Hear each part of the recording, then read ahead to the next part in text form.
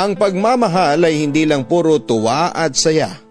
Minsan ay kailangan din nating magsakripisyo at masaktan para mas maunawaan pa ang tunay na kahulugan.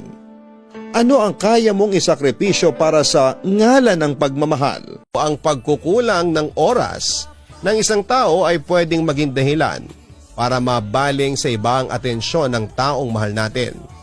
Kasi hindi na natin ay ibibigay sa kanila ang pangangailangan nila pagdating sa isang relasyon. Pero hindi pa rin yon sapat na dahilan para makagawa sila ng kasalanan. At walang kasalanan ng kailanman ay hindi sinasadyang gawin ng isang tao. Mahirap harapin ang katotohanan na yung tao na dating nagpapasaya sa iyo ay ang taong dahilan kung bakit ka malungkot ngayon. Ngunit huwag kang magpatalo sa kalungkutan. Ipakita mo na kaya mo ulit buuin ang sarili mo kahit na wala na siya. May mga bagay na kahit na gusto mo at pinapahalagahan mo ay kailangan mo nang bitawan. May mga tao din na kahit pa nagpapasaya sa iyo ay kailangan mo nang kalimutan.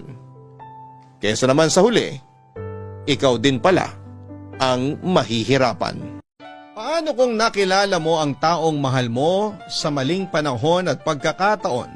Handa ka bang ipaglaban siya at ang nararamdaman mo kahit alam mo na hindi ikaw ang pipiliin niya?